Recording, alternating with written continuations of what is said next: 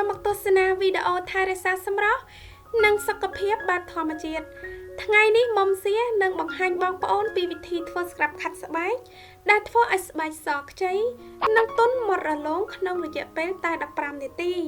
រូបមន្តនេះគឺពិតជាងាយស្រួលក្នុងការធ្វើហើយគ្រឿងផ្សំមាននៅក្នុងផ្ទះបាយរបស់បងប្អូនប្រើបានទាំងបុរសនិងនារី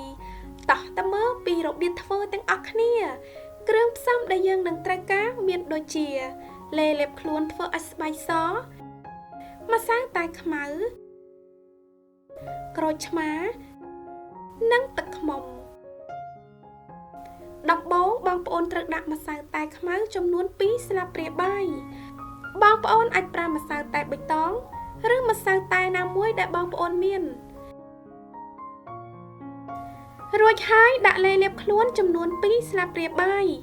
បងប្អូនអាចប្រើលេលាបខ្លួនប្រភេទផ្សេងទៀតក៏បានលេលាបខ្លួនជួយធ្វើឲ្យស្បែកសភ្លឺរលោងផ្ដល់សំណើមនិងបង្កើនភាពរស់នៃស្បែក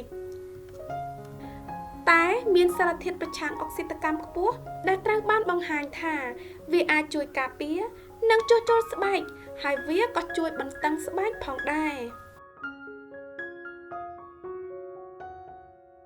បន្ទាប់មកទៀតដាក់ទឹកក្រូចឆ្មាមួយចំណិតក្រូចឆ្មាគឺជាគ្រឿងផ្សំមួយដែលធ្វើឲ្យស្បែករបស់បងប្អូនភ្លឺថ្លាតាមបែបធម្មជាតិ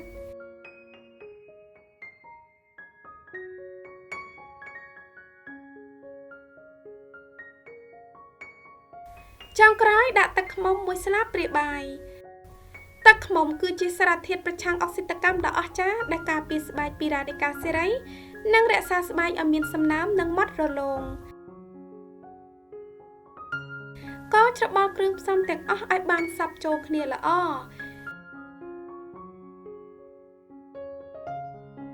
ស្ក្រាប់ខាត់ស្បែករបស់យើងគឺបានរួចរាល់សូមខាត់ថ្នមៗនៅលើស្បែករបស់បងប្អូនក្នុងចលនាជារង្វង់ប្រហែល4ទៅ5នាទី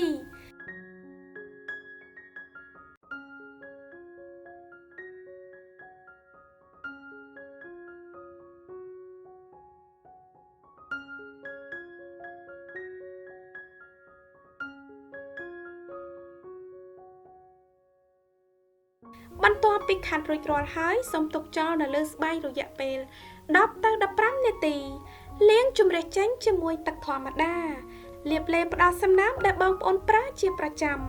បងប្អូនអាចប្រើស្ក្រាប់ខាត់ស្បែកនេះ2ទៅ3ដងក្នុងមួយសប្តាហ៍ដើម្បីទទួលបានស្បែកដែលទន់រលោងនិងសជាងមុន